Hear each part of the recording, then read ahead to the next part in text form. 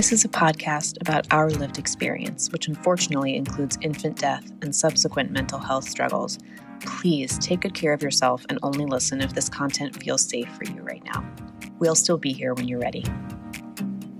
Hi, I'm Judith. And I'm Alina. We both lost babies to SIDS in winter 2021. In the throes of grief, I reached out to a stranger on the internet and our friendship was born. In the years since, we've been working hard to survive, rebuild, and navigate the continual challenges that have come our way, including divorce, Job loss, dating while bereaved, moving multiple times, health scares, pregnancy and parenting a living child, starting new jobs, and so much more. We are tired. Happily ever after is out of the question for us, but this podcast documents our journeys to happier ever after because we believe life after loss is worth living. So join us as we laugh, cry until we laugh. Welcome to As Long As I'm Living podcast. We're so glad you're here. Hello. Welcome to As Long As I'm Living podcast. This is Alina, Quinn's mom. If you listened last week, you know that we did a life update for me. And this week is going to be a life update on Judith. If you see the title of this episode, you already know what it's about, but listen in to hear more about what's been going on with her.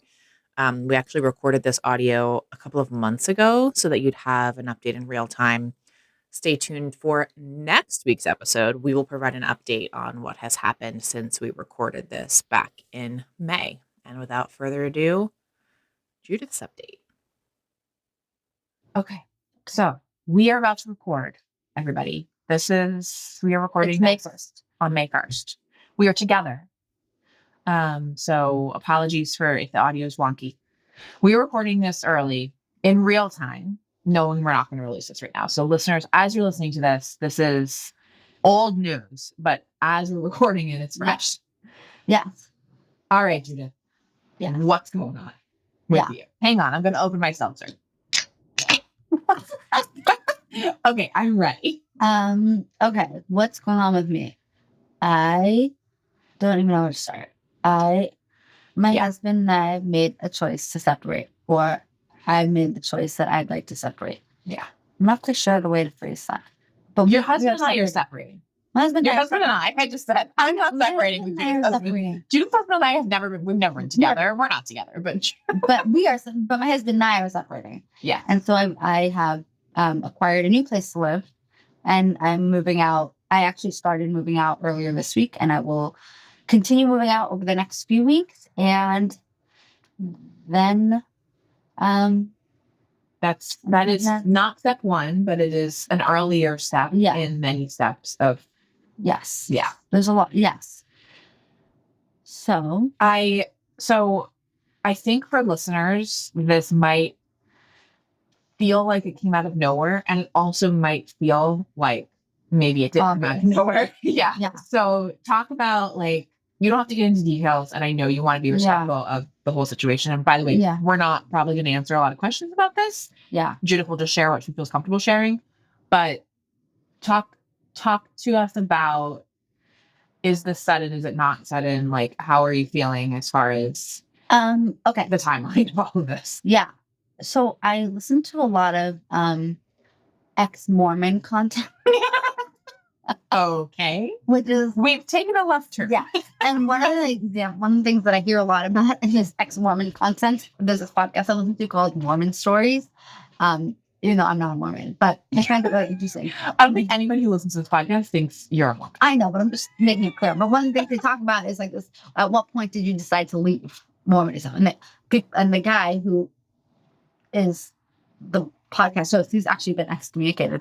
Oh, he talks about this idea of a shelf, and things just get put on the shelf and added on the shelf and out of the shelf and on the shelf and on the shelf, and then it breaks. The shelf breaks. Mm.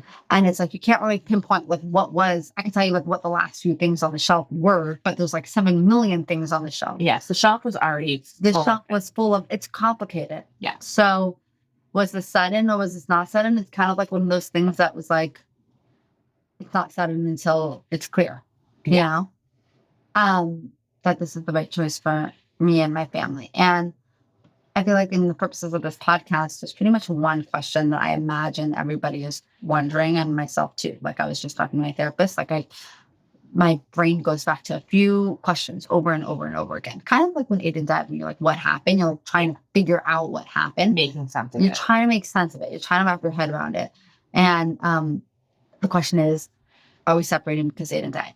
Mhm. And I think that's a Yeah. question that everyone will wonder. Like, Yes. did this happen because Aiden died? So And I'm just going to say right now, she's not going to give a satisfactory answer. I'm not going to The answer is yes and no. but I would be to hear what you have to think, dear listener. Like I'm just curious. Mhm. But I'll give you the answer that I've come to the conclusion to, and I will say that my mind has changed 7 million times on this answer. So, but whenever you're listening to this, I probably came up with another answer. But today I'm thinking yes, it did happen. Not because Aiden died, but because Aiden died, I am just stronger and more confident in my feelings. And I am afraid of less. And I know that I can do hard things. And so I also think that the challenges that we had were more challenging because Aiden died. A lot of the things that got put on the shelf would not have been put on the shelf had Aiden died. Had Aiden not died. Or it would have been like just light enough, to keep the shelf floating. Yes. I actually think what it is the shelf had many brackets under it, and then Aiden died, and some of the brackets fell off. Some of the brackets fell. Right, exactly. So then maybe the same amount of weight was put on or whatever, and then it wasn't as sturdy. But I also not the marriage, but the people. But I also I think there are probably a lot of partners in our situation that would have chosen to stay. But I know life is complicated. I know time is limited. I know what it feels like to suffer. And I think part of it is I don't want to suffer for one more day. And I don't want my husband to suffer for one more day. Like, my tolerance for suffering is low. Yes. My tolerance for pain is high, but my tolerance for suffering is low. Does that make sense? Yes. Like I am comfortable doing difficult things. So if I'm looking at the choices, it would be easier to stay and harder to go. But I decided that I can do hard things. So I can answer the difficult questions. I can do things on my own. I'm capable of doing the hard things. What I'm not capable of doing is suffering in silence. And I'm not, at some point, I realized like the only thing that I will tolerate suffering for is like the loss of my child, like at some point, I don't want that anymore. So it's not that because Aiden died, we're separating, but because Aiden died, I'm the person that I am and he's the person that he is. And those people have changed. And I was going to say, I think there's ways that each of you has changed and ways that each of you is the same. And it's just not the puzzle pieces change shapes. Yeah. The puzzle pieces change shape. Yeah. So the answer is yes, but no, but yes. But no. But that's not to say that because your son died that you're going to get divorced. It's not that. It's more like there were issues, and because your child died, you changed how you respond to those issues. You have separated from a partner in the past. Yes. And our experiences, do they feel similar or different to you? Great question. I actually think, shockingly, they feel pretty similar. Okay, say more. I think that in the same way that you're saying it's not because Aiden died that you're separating, but maybe the timing of the separation is different or the circumstance of the separation is different. I think that was true in my case as well. I think that... Do you think that you would have separated eventually? I think that, so my those of you who've listened from the beginning, that Quinn's other parent came out as a transgender woman around the same time that Quinn died, and I am straight. And so I think there's a good chance that eventually we would have separated. I think it would have looked very different than it looks right now. And I think the timing of that would have looked very different, and we would have still felt like a family in a way that we don't right now because we don't share a living child, which is different than your situation. You guys do have living children together. But I think that the thing where it's like, it was the timing and the circumstances are different because the baby died. I think that's very similar. And just like, I think the people changing and responding to loss in different ways does affect a marriage just fundamentally. And I think that feels familiar as well. I also think that maybe if I hadn't watched you go through it and find a happier ever after, maybe I would have been more hesitant, or it would have felt like so impossible. Like, how am I supposed to, ever go out into the world with carrying this story on my own? But I saw you do it. So it feels like, okay, the path is paved. I know a little bit what it looks like. Yeah. So that's one thing. I think another thing that kind of held me back for a long time before making any decisions like this is because I really did feel like my children already lost a sibling. Like I already lost a child. Mhm. I don't want to lose a partner too. But I think ultimately what I realize is like, I'm going to lose myself, Yeah. you know, like the family doesn't exist. Yeah. You know, it kind of reminds me of like, I always said that after Aiden died, I don't like look around my family and feel like he's always missing because my parents got divorced. And so there's always a piece of my family missing. Yeah. Like our family unit is already broken.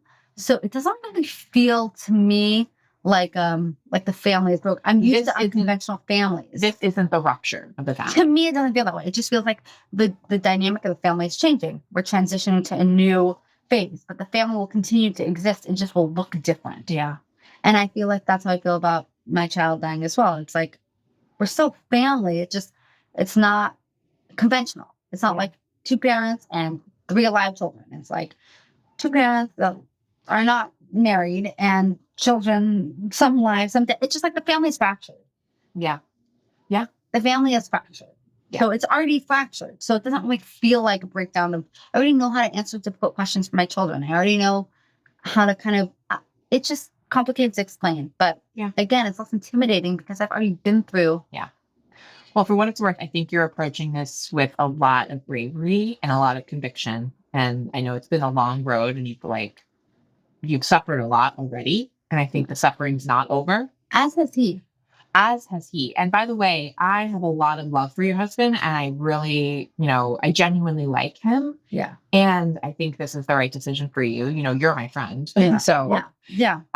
This is not a acrimonious, we hate. No, it's a very Judith's husband, Aiden. That situation, we love him. And this is the right decision. We love one another and this new kind of phase. So, but yes, I think you're approaching this with a lot of I'm trying to be intentional. Yes. The choices I made of how to live, where to live. I'm trying to be really intentional about it. And I think I'm just this is kind of another thing I've said. I told my therapist that when Aiden died, those first 6 hours, you're just in the middle of procedural things. Yeah. There's a whole process. Do you want to cremate or bury? Yeah. You have to sign the death certificate. Come in. There's a million Keep your phone on. The police are coming. Yeah. The ID. Yes. You have an ID. The CPS. Do you want to donate the organs? What charities do you want to reach out to? What nonprofits are going to reach out to you? Social workers. The social workers. Yeah. There's a million, you have to wait for the death certificate. You have to wait. There's a million procedural things. There's a million, and you can't process loss because you're in it. Yes. I feel very busy. Yes. Very busy. And it's very tangible ways that you're still. Yes. You have to clean out the closets. Yes. And, and then at some point you wake up one day and you're like, oh shit, I'm done with that. And then you can heal. Yeah. So I'm not at the healing. I'm in the thick. I'm moving. So I'm packing boxes. And that's another thing.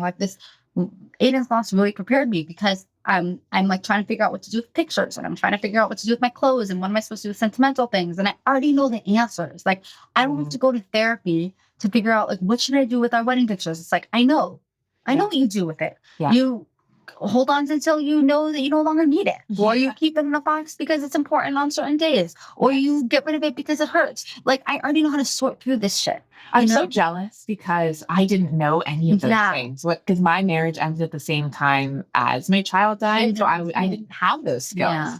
Now it's all. I think we could talk for a long time about all that, but this is not a divorce podcast, so whatever. Right. Yeah. I do think this is again not probably a topic we'll talk about ad nauseum on the podcast, but it's certainly don't mind for think just because your child died, they're going to get this divorce. We are exceptions to the rule. Yeah, and if we did an episode where we interviewed Dr. Denise about, and she said most marriages do not end. Yes. So please don't think of us as harbingers of divorce after baby loss. But I do want to say, if you are in a situation where you feel like you're suffering, you can leave and you can stay. Judith said, some people in her situation would choose to stay. Like I Many can look ways. at your situation and say that there are people who would choose to stay, and I would understand why they chose to Yeah, stay. 100%. So like, this is not, this is just what's happening It's with you. just what's happening with me. And Yeah. I'll say another thing, which is that one of the things that was on that shelf is that I was looking around at the people who had lost children, and at the same time as I did, and they were happier and lighter and healthier than I was. And I was like, kind of like, wait a minute, like, why don't I feel better? Like I can sense a lightness that I wasn't experiencing. And I think like kind of looking around and like realizing like, this is no longer about the loss. Yeah. Something else is going on here. It was actually really like insightful for me. So like kind of for a while, it was confusing. It's confusing because in the beginning you're suffering because your baby died. And it's hard to know at what point is that no longer normal, because it seems, it seems obvious. And so I think for me, one of the reasons why it's been kind of prolonged is because I didn't know that life without suffering was possible, because I've been suffering for so long until you had your baby. And I think I said to you one day, like, are you happy? And you're like, I'm happy. And I'm like, wait a minute. Wait a minute, what? Yeah, exactly. No, seriously. So I do think like it's all these pieces that came together when I was like, wait, it's possible to be happy. I don't have to be suffering anymore. And that's kind of when I made my choice. So that's that. That's why I'm so preoccupied and overwhelmed. And when people ask me questions on Instagram, I'm like, it has been so funny, by the way, because all of you are asking how I'm doing because I just had a baby, and no one is asking about poor Judith, who's going through a significantly more traumatic situation. I know on Instagram the other day, like, I've been really MIA. What did I miss? And everyone wrote back, Alina, we missed you so much. How are you? I've been thinking about you. I've been on Instagram all day. I'm in my baby bubble, scrolling and nursing, and Judith is like packing boxes, and like it's like insane. Anyway, okay, we have to go, but we'll see you later. Back to the announcement, and talk to you soon. Okay, bye. And that's that. So that is a little life update from Judith from a couple of months ago. Stay tuned next week for an update to the update with a more current life update for Judith. See you next week. To all of our wonderful new friends, we want to hear from you. Email us at aslongasimlivingpodcast@gmail.com and follow us on Instagram at aslongasimlivingpodcast. We'll get back to you as soon as our grieving brains allow. Yay!